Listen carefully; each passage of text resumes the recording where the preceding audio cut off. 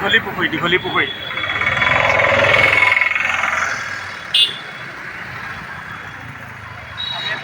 খেলা চাব যাম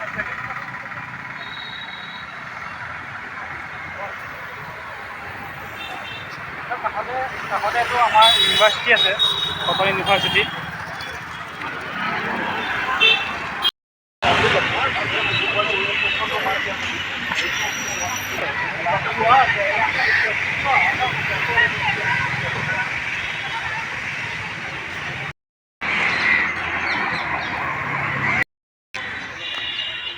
হয় দোস্ত, আপোনালোক গুৱাহাটীৰ দীঘলী পুখুৰী পাৰলৈ কোন কোন আহিছে ফুৰিবলৈ মোক এবাৰ কমেণ্টছ কৰি জনাব। এয়া আমাৰ দীঘলী পুখুৰী, বাকী আমাৰ ছাৰ এয়া ৱাৰ্ডেন ছাৰ, হীৰক ছাৰ এইফালে চাইডক এপাক, এয়া হীৰক ছাৰ আৰু এইজন মই। আমি আহিছোঁ আজি দীঘলী পুখুৰী। আমি একচুৱেলি আমি খেলা চাবলৈ আহিছিলোঁ, ফুটবল খেলা চাব আহিছিলোঁ। এই জজ ফিল্ডত খেল চাবলৈ আহি ভাবিলোঁ এপাক আমি ইয়াতে সোমাই যাওঁ, যিহেতু গুৱাহাটীখন আমাৰ কাৰণে এইবোৰ চব ফ্ৰী। আমি আপোনালোকক ফ্ৰীকৈ দেখাই থাকিম। গুৱাহাটীখন যিহেতু আমাৰ,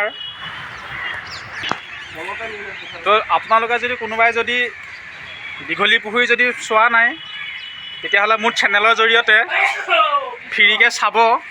আৰু ফ্ৰীকৈ আপোনালোকে চাবলৈ হ'লে মোৰ চেনেলটো আপোনালোকে ছাবস্ক্ৰাইব কৰি ল'ব লাগিব।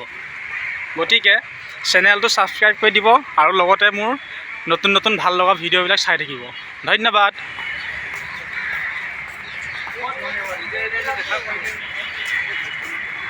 এজন অমৰ জোৱান দেখাই পাইছে।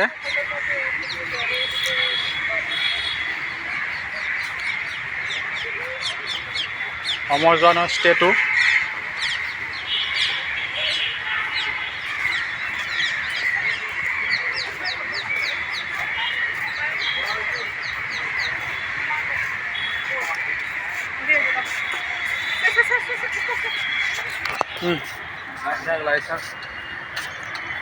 আৰু দীঘলী পুখুৰীলৈ আহি কেইজোপামান লাই শাক দেখা পাইছোঁ, দেখিছেনে?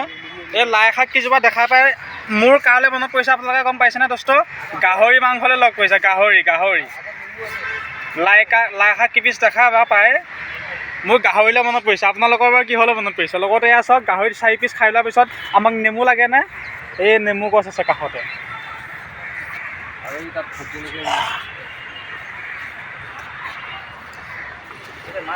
আৰু মই হাফ পেণ্ট পিন্ধি, যিহেতু আমি গুৱাহাটীৰ লোকেল মানুহ, সেইকাৰণে হাফ পেণ্ট পিন্ধি আৰু ঘূৰি থাকা আৰু চিম্পুল মানুহ, চিম্পুল কথা, চিম্পুল লিভিং হাই থিংকিং। চিন্তাটো চিম্পুলত থাকিব লাগে আৰু চিন্তাটো সদায় ডাঙৰ হ'ব লাগে, সেইটোৱে। বাকী দেখাই আছোঁ বস্তুখিনি আপোনালোকক, চাই থাকক। ষ্টপ কৰি দিলে নেকি? আৰু দোস্ত, এই দীঘলী পুখুৰী এটা মেইন তাৎপৰ্য কি জানেনে? এইবোৰ কাষে দেখিছেনে? এইয়া কাষে বহিছে আৰু সন্ধিয়া আৰু ভাল লাগিব। চব এযোৰাকৈ এতিয়া বহিব।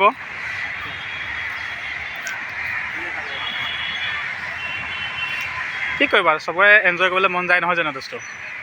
আমাৰ নাই বাৰু এনজয় কৰিবলৈ।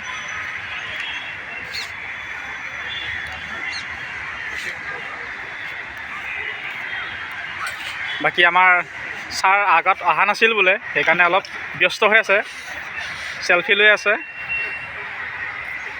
আমাৰ এখেতে আকৌ কি ভাবিছে জানা নাই? সেইফালে যে যোৰা পাতি বহি আছে, এখেতলোকে চিন্তা কৰিছে ময়ো যদি কেতিয়াবা লৈ আহিলোঁহেঁতেন এনেকৈ বহিবলৈ। তেখেতলৈ চিন্তা কৰি চাইছে এনেকৈ।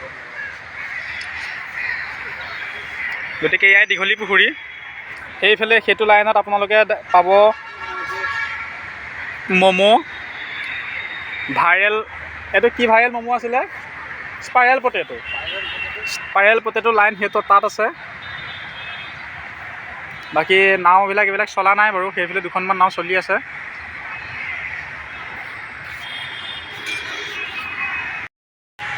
সেইটো এইবিলাকৰ যদি এইবিলাকৰ যদি তাৎপৰ্যবিলাক আপোনালোকে জানে, চ' মোক কমেণ্টছ কৰি জনাবচোন।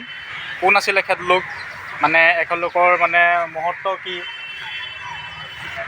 CRPF জোৱান নেকি? মই ইমান নাজানো বাৰু দেই। যদি বেলেগকৈ কিবা কৈছে আকৌ মোক বেয়া নাপাব। প্ৰথমতে এৰোপ্লেন বুলি আপুনি জানিছে।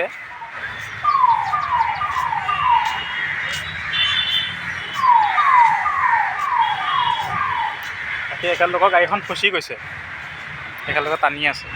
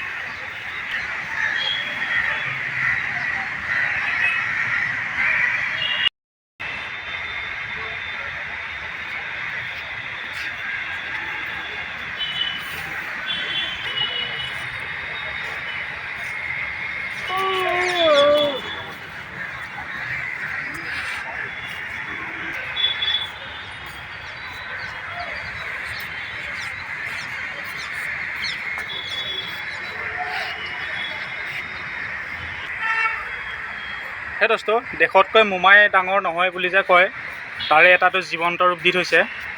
এয়া দেশতকৈ মোমাই ডাঙৰ নহয়। যিহেতু লাচিত বৰফুকনৰ মোমায়েকে একে ৰাতিৰ ভিতৰত গড়টো বনাব নোৱাৰাৰ বাবে লাচিত বৰফুকনে তেখেতৰ মোমায়েকৰ ডিঙিটো কাটি দিছিল। একে কয় মোমাই কটা গড়।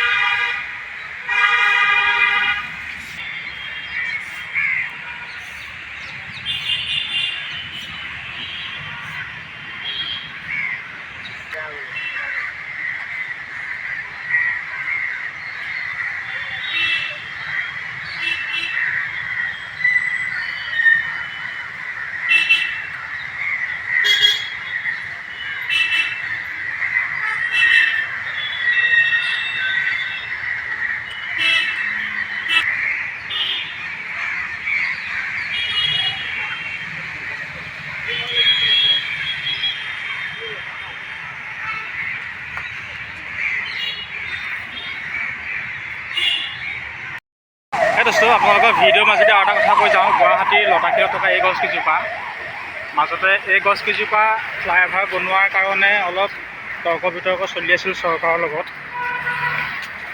ইয়াতে ফ্লাইঅভাৰ বনোৱাৰ কথা আছিল। এই গছকেইজোপা বোলে বহুত 100 বছৰ পুৰণা গছ। গতিকে আমিও চৰকাৰক অনুৰোধ জনাওঁ যে পুৰণা স্মৃতিবোৰ নাইকিয়া নকৰিব। ফ্লাইঅভাৰখনৰ জেগাটো সলনি কৰিব পাৰিব, কিন্তু গছকেইজোপাটো সলনি কৰিব নোৱাৰিব। ইয়াৰ পৰা উঠাই বেলেগ জেগাত বহাব। গতিকে মোৰ ফালৰ পৰা চৰকাৰক অনুৰোধ জনাইছোঁ যাতে এই 100 বছৰীয়া গছকেইজোপা তেখেতলোকে নাকাটে। চাওকচোন, গছজোপা দেখাত কিমান ধুনীয়া লাগিছে। আৰু গুৱাহাটীৰ ঐতিহ্যপূৰ্ণ এই 100 বছৰীয়া এই গছজোপা, এইজোপাই সেইজোপা গছ আছিল, যিজোপা গছ চৰকাৰে কটাৰ কাৰণে যোজা চলাইছিল ফ্লাইঅভাৰ বনাবৰ কাৰণে। চাওকচোন কিমান শকত। বিভিন্ন ধৰণৰ মানুহে ইয়াতে প্ৰতিবাদ সাব্যস্ত কৰিছিল, এইবিলাক বেনাৰ পোষ্টাৰ লগাই।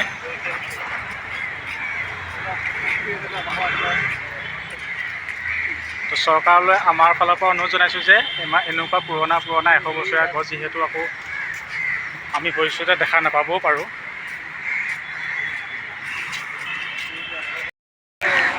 আমি আহি এটা গুৱাহাটী ষ্টেচন পাইছোঁহি। এইটো হৈ গ'ল গুৱাহাটী ৰেলৱে ষ্টেচন। আৰু এইটো মই আমাৰ হিৰক পিছত ছাৰ আহি আছে। 16:36 হ'লে 24 ঘণ্টা টাইমত 12 ঘণ্টা টাইমত কিমান হ'ব আপোনালোকক কওক, মোক এতিয়াই কমেণ্ট কৰি জনাওক। আৰু ঘৰখন কিমান ধুনীয়া ষ্টেচনৰ ওচৰত।